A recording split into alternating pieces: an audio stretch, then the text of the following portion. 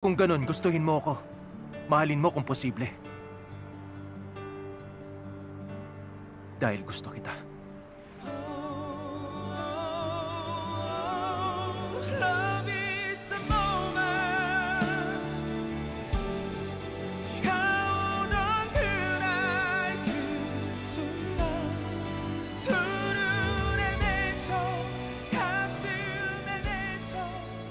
Simula ngayon, pag nagka-problema ka sa school, problema ko na rin yun. Pakikialaman ko lahat sa buhay mo.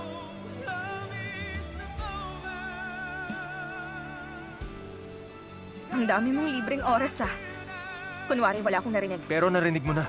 Hindi mo na yun maitatanggi. Aalis na ako. Sagutin mo muna ako!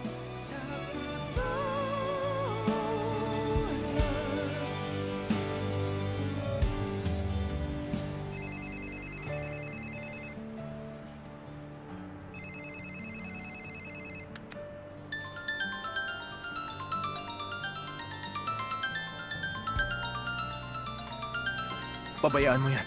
Mama mo to. Huwag mong sagutin. Hindi ko to pwedeng hindi sagutin. Magkaiba tayong dalawa. Yun ang sagot ko sa'yo. Ma, ako to. May mahalaga kaming pinag-uusapan ni Onsang. Tatawag ako mamaya. Ano ba? Aayusin nating dalawa to. Ano nang sagot mo? Akin ang phone ko. Ano munang sagot mo? Hindi ko naiintindihan ang mga sinasabi mo. Mahalin mo ako mula ngayon. Kasi mahal kita. Alin doon ang di mo maintindihan? Akin ang phone ko. Ano munang sagot mo? Balik mong phone ko. Ibalik mo. Hindi pa tapos ang contract ko at napakahalaga sa akin yan. Si Mama, kailangan kong i-text ngayon. Ginagamit ko rin yan sa trabaho. Kaya akin ang phone ko! Gusto kitang yakapin. Nasisiraan na kaya ako. Sampalit kaya kita! Love is the moment. 네가 오던 그날 그 순간 두 눈에 맺혀 가슴에 맺혀 자꾸 떠올라.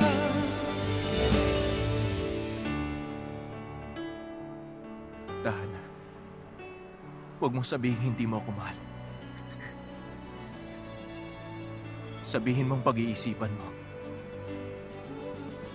Please, Onsang. Love is the moment.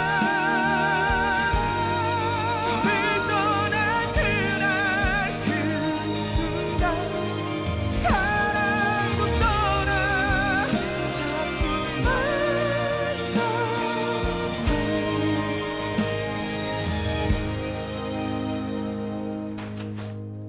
Sabihin mo na kasi, ano ba nangyari sa'yo? Bakit mo sinagot yung phone niya? Kasi kasama ko siya kanina. Kasama mo ang babaeng yun? Bakit? Ano dahilan? Bakit magkasama kayo? May gusto akong itanong, kaya pinuntahan ko siya. At ano naman yun? Bakit? Ano bang meron siya na wala ka? Meron kasi ako nakaaway sa school. Sabi ko sa kanya, huwag siya magsumbong. Ano?